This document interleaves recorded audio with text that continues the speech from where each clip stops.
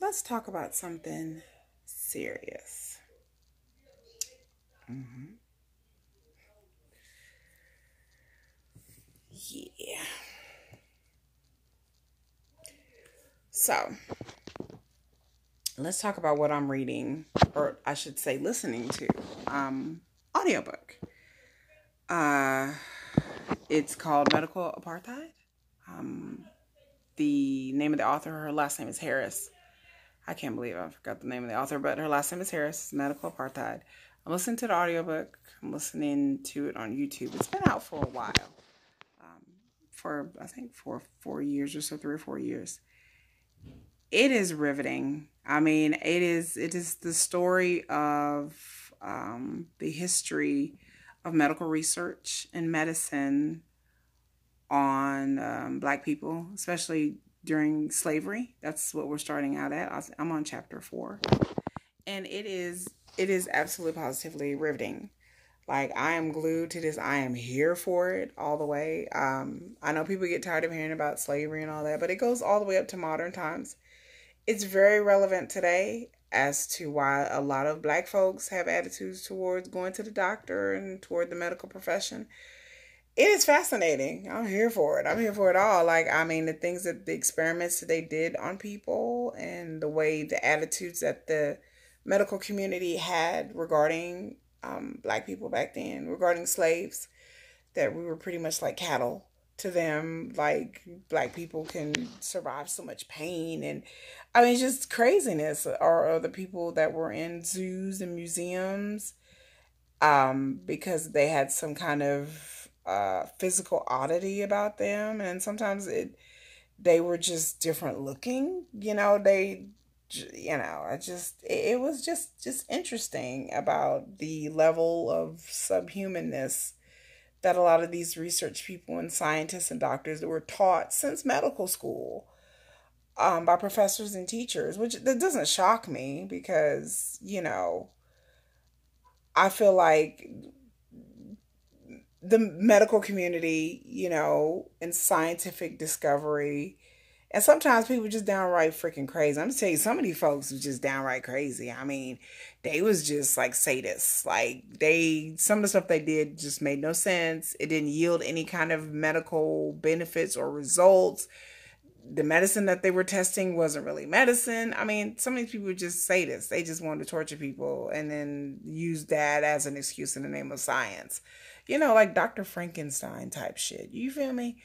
And I love history. I'm a big student of history. I love history, any kind of history. I don't like modern history, like anything after like 1920. I'm just kind of like, but it was fascinating. It was just the fascinating attitudes that people have. And I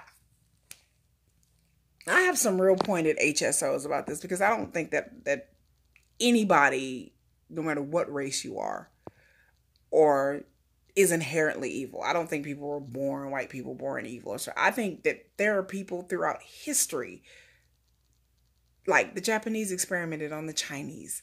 I mean, they had whole like concentration camps where they were like setting people on fire and submitting people to all kinds of shit, all in the name of science. The SS did it. The Nazis, they did it. I mean, people have been using other people as cattle, slave labor, whatever, sex slaves, whatever.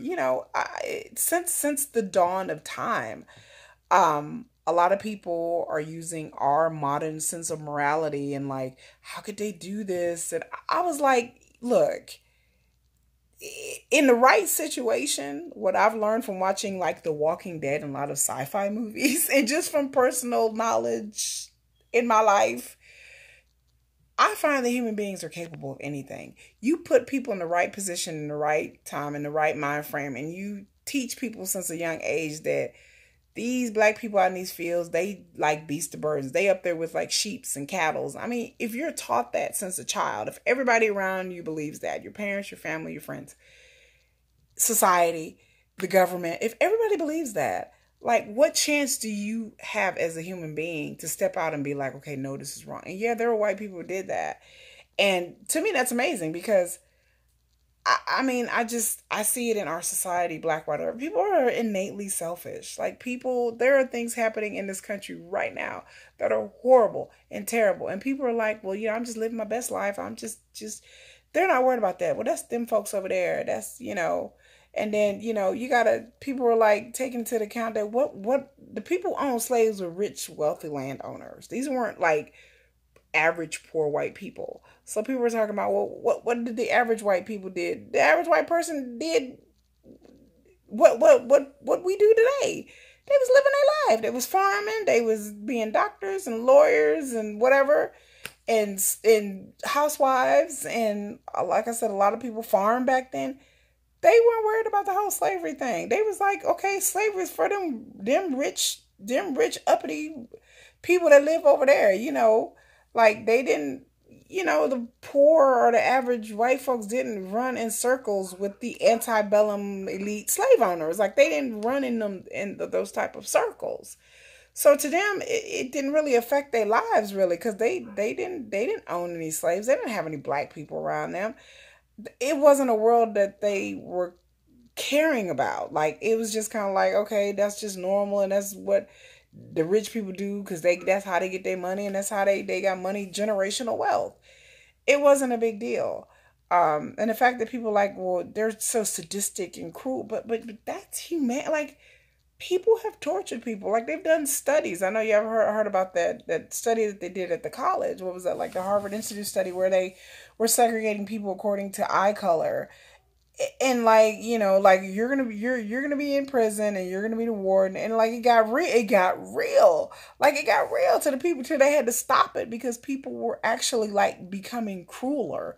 And I think that speaks to humanity. Like we are some cruel motherfuckers. Humanity has the capability of destroying ourselves. Like it's a hierarchy. There's levels to this shit. It's just like the have and the have nots. If you are told, I have every belief in my heart that if the shoe were on the other foot and it was a bunch of black people who enslaved white people, I guarantee we'd be having the same conversation. There would be some white chick here talking about like how her ancestors were enslaved by black people. Because I think that like humanity has a capacity. Every person, group think, collective think, is a very powerful thing. Peer pressure is a very powerful thing. And if you grew up in a system where it just works, that's what you used to. It just works. No one, it's been going around for hundreds of years. Nobody's told you how it works, but that's just how it was done.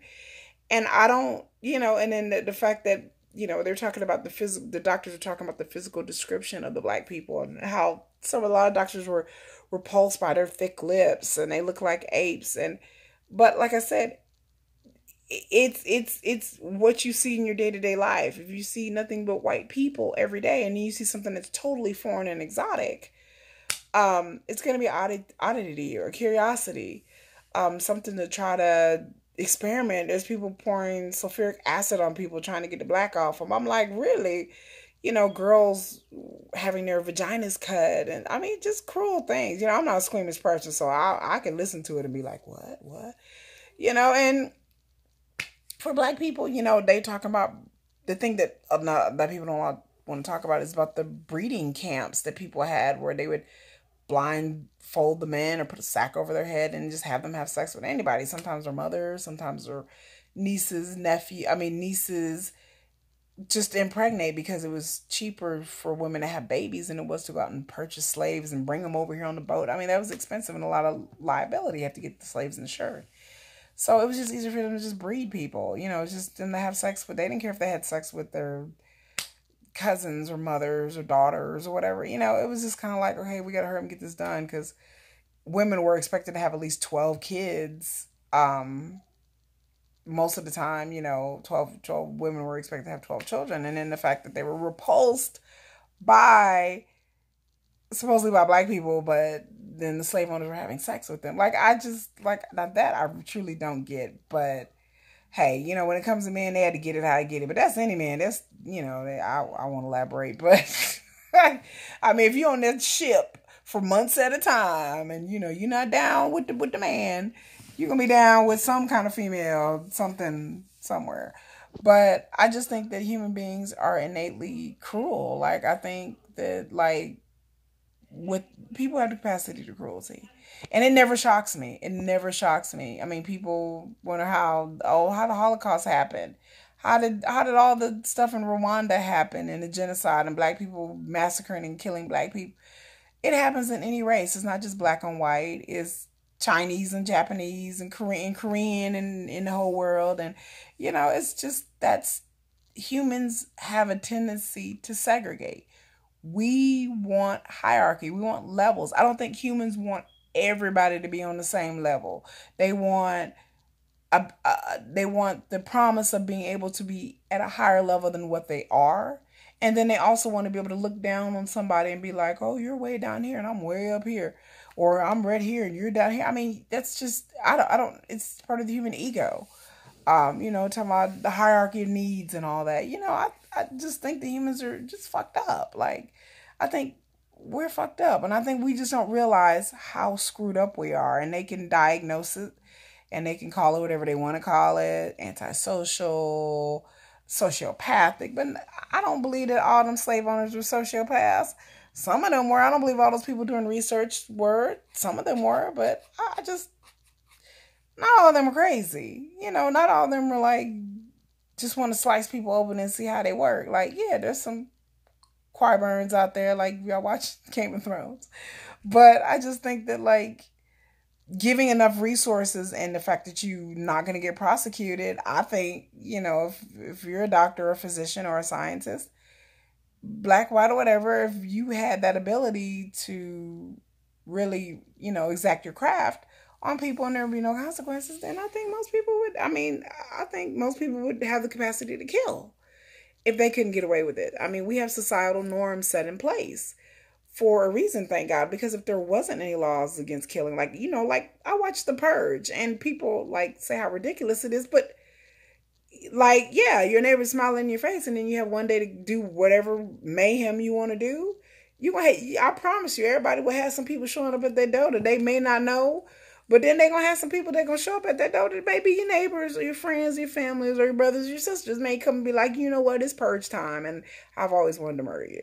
Like people can't believe that that's just like some fictional stuff in movies, but I think it's real. I think it's very, very real.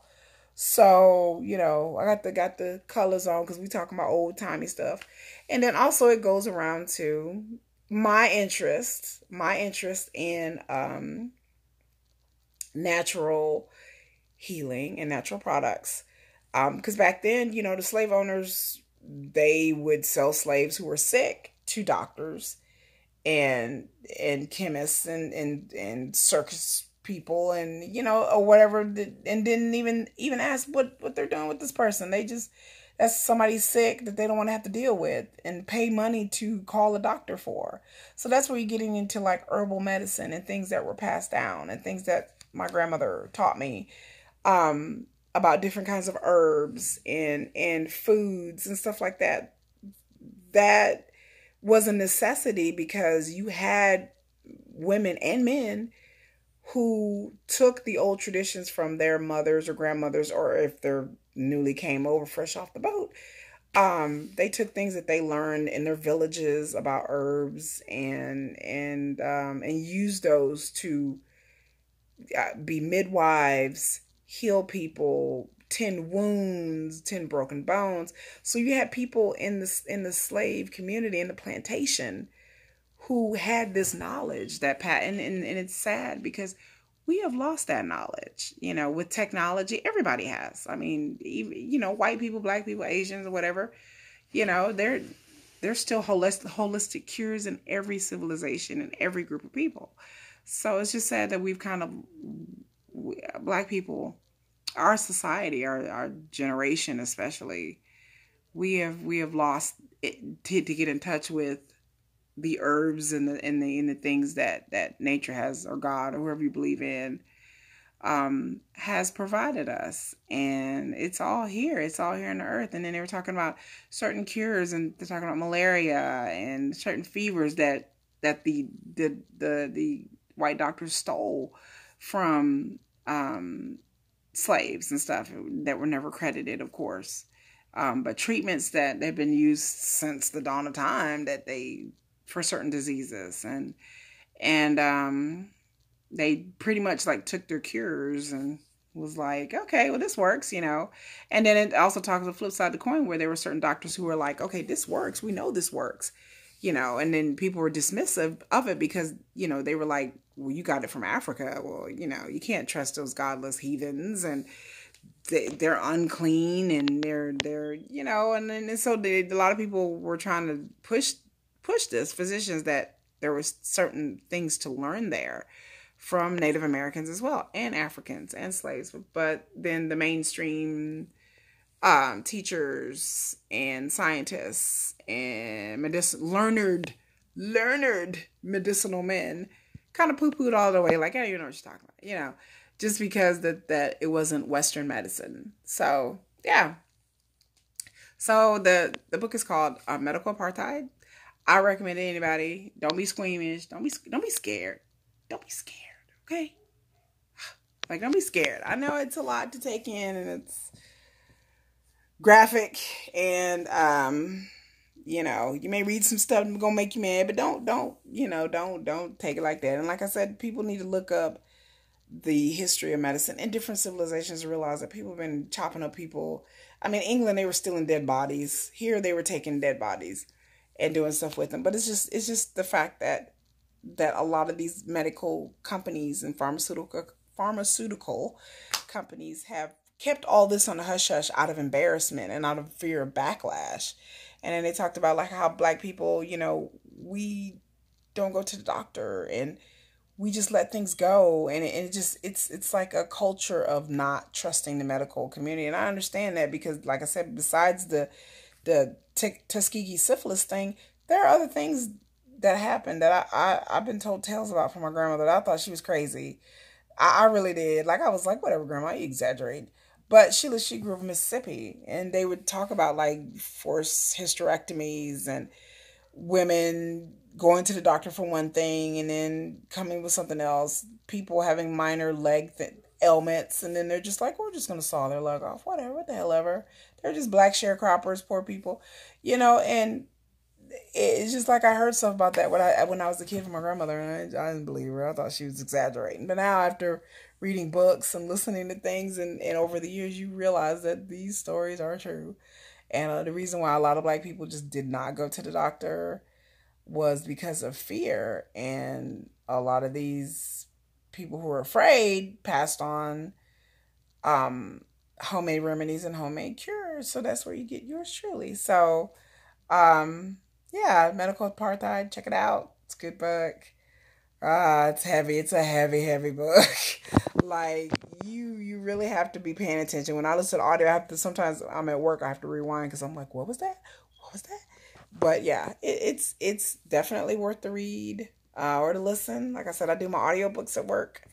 I'm tapping away the computer, and so everybody check it out. It's a part of our history that is not talked about, that is not realized, and I think it should be talked about. And spread the word. And like I said, subscribe, like, do a comment. Tell me what's up. What's up, Kiki? What's up? What you doing, ma? Just whatever. And like I said, today is Friday. So we're going to talk about, I'm going to post 3 videos. This is number 2. So hope y'all enjoy.